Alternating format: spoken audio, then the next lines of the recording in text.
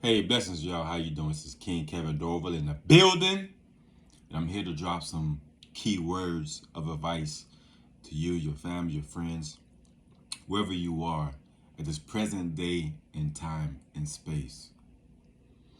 Now, it dawned on me how many people, especially today, are giving up. People are giving up on their marriages, on their dreams, their careers, giving up on their children, giving up on themselves, committing suicide, doing real stupid and crazy things to end their lives or the lives of other people. And a lot of that has to do with fear. See, fear has a captivating power. But those who live in fear are not aware that faith and love also have captivating power. As a matter of fact, immeasurable power. You see, I'm the type of person that actually believes in the things that I say and I dream and want to accomplish. That's why I write my goals and dreams down. That is why I speak them on a daily basis. Not because I'm listening to some pastor on the internet or some YouTuber, with some great advice or has a beautiful background or shows all this money and clothes and jewelry. None of that means nothing to me. But today's society, we get persuaded by the amount of likes and views or the number of materialistic things a person may have, which is cool. I have a few materialistic things. I like nice things too, but it don't consume me. My life, my world does not evolve around anything materialistic. My life literally evolves around my two precious baby girls, and they both mean more to me than life itself. And it's motivating, it's exciting. I love being a father. I love being a daddy. I call it Papa Bear. If I can show you the tattoo I have on my right shoulder, it's a Papa Bear with a baby bear right on his back and then a little bear in front of him. It's very cute and creative. But I did that to motivate myself, to inspire myself, most importantly, to remind me of why I work and grind so hard. So when you allow fear and not faith to control and dictate your life, you literally move with the wind, which is very, very dangerous. Like you live like a barbarian, a Viking. These people from ancient times,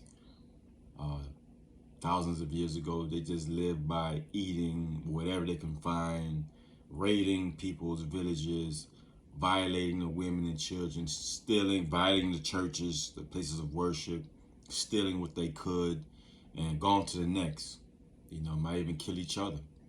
That's the way they lived because they had no faith. They lived with fear of lack, and they were just degenerates. And not to say that people don't have faith are degenerates, but if you don't have any faith, if you don't have any belief in God and truly believe in God, not just God up above and the ethos, but the God that's in you, the God that's inside of you, your spirit man or woman.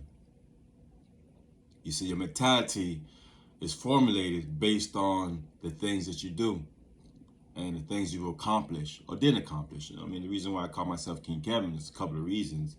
But the first and foremost reason that I began calling myself King Kevin, because I knew who I was. I understood my lineage. I understood that my ancestors came from West Africa, Dahomey, for the most part. And then I took my ancestry test, the DNA test, and come to find out, yes, large portion of my DNA comes from Dahomey, which is today Benin in West Africa. That's the Togo, Nigeria, out there in the West, but also in the Congo. Even bigger percentage of my DNA comes from a much bigger population of people in the Congo, the DRC. They changed the name, I think, 3 times. Democratic Congo, then the Congo Republic, etc., etc. But it doesn't matter. They still were warrior kingdoms. It was still a warrior tribe where there were warrior kings and queens that roamed throughout Africa, that ruled the world, ruled their world and those around them. So I understood that about myself, and I took pride in that. And then fast forward, you go to Haiti. From Africa to Haiti, then you have the leaders of the African leaders of the Haitian Revolution, which turned to Haiti itself. These people did some great and wonderful things to get their freedom. It took a lot of bloodshed, lots of bloodshed. It estimated over 350,000, 400,000 Africans died in that battle. That's a quite amount of bloodshed for freedom. It's quite a large amount of bloodshed and tears and suffering. But you were in 2023. That was 1804. We're in 2023. Why are you still walking around suffering? Why are you still walking around with with plenty of lack of faith, but with lack of faith? Why are you still in disbelief of who you are and what God called you to be?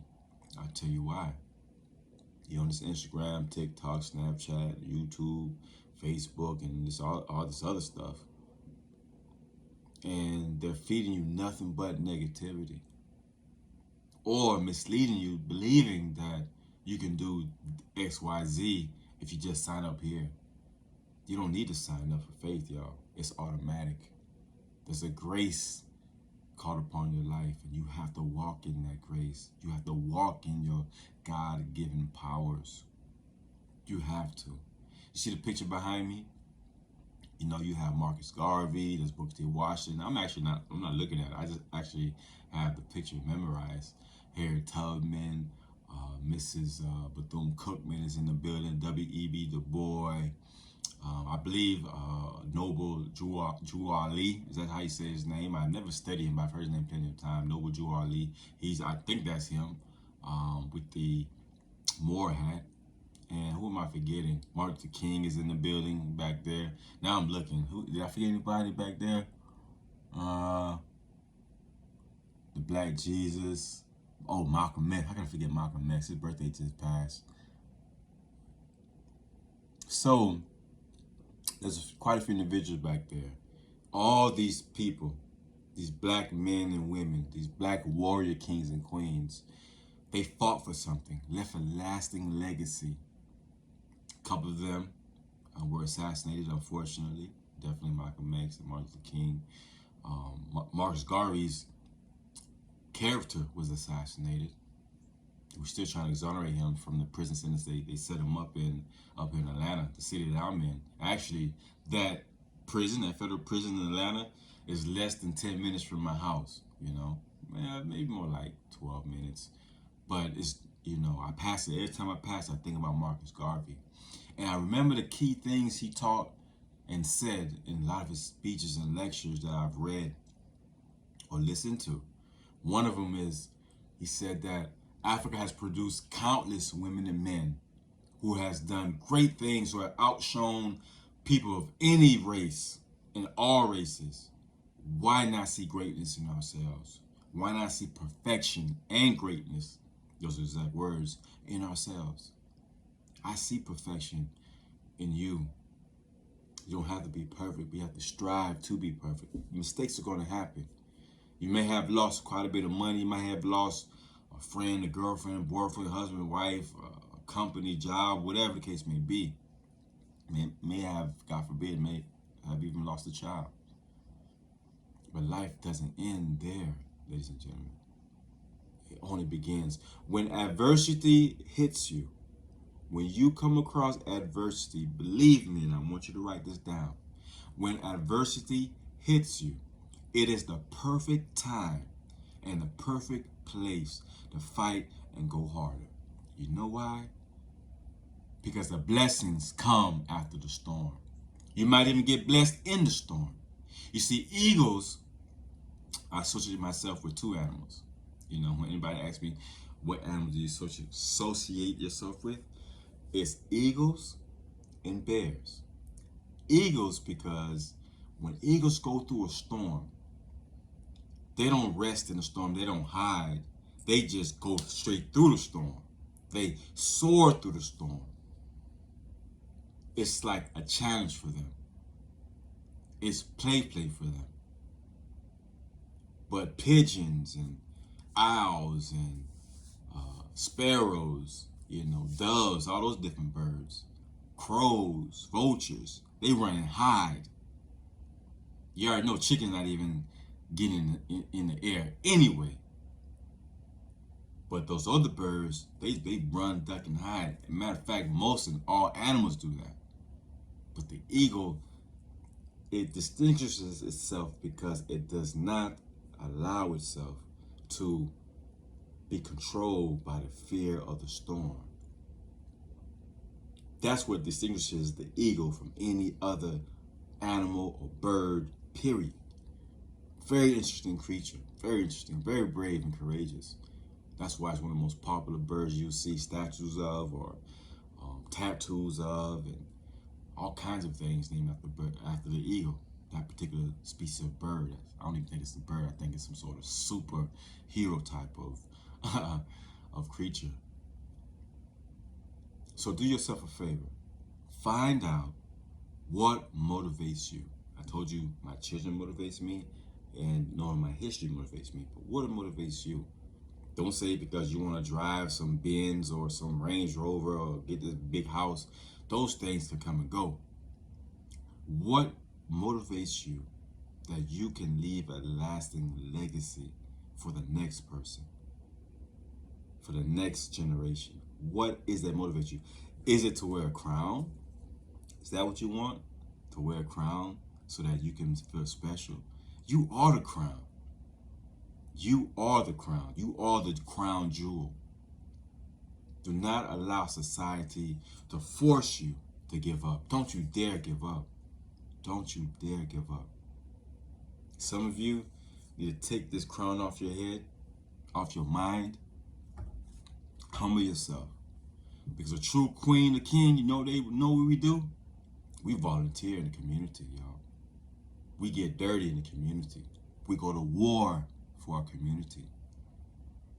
Being a king or queen just isn't for kicks and cuteness and because it sounds good and for likes and views. We go to war. We fight for the littlest child. We fight for the oldest gentleman or woman in our community. We go to war. That's what a king or queen does. That's what they've been doing since ancient times, and will continue to go to war. And I'll go to war for you if you're willing to go to war for yourself. So ask yourself, are you willing to go to war? Are you willing to fight for yourself? Are you willing to fight for justice? See, I'm fighting for justice right now for Haiti, literally as we speak. And thank you, Queen Netta, for your donation. And several other people made donations. She just made the most recent donation to our Gofundme, Stop the War Against Haiti. Yeah, I'm in Atlanta living comfortably, but I know my people in Haiti are starving. I know they're starving to death right now as we speak because of the laws that the U.S. has passed.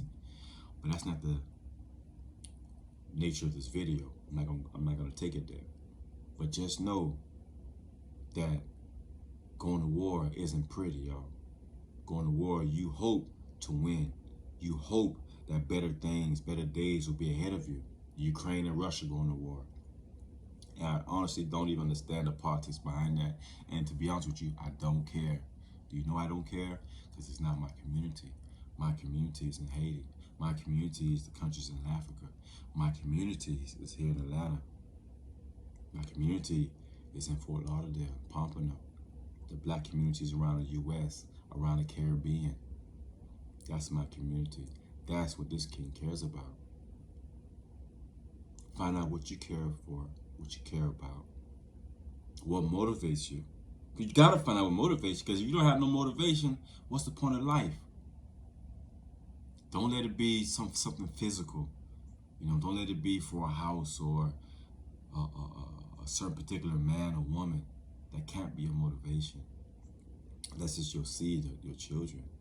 You should be inspired every day when you get up.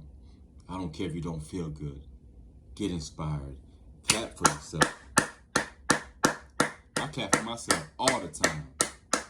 I don't need no pat on the back. I don't need nobody clapping for Me, I tap for myself all the time. Especially when I don't feel good. Especially when I feel kind of low. Anyway, y'all, message I have for you all. Hope you found some motivation and find out, are you willing to go to war for your life?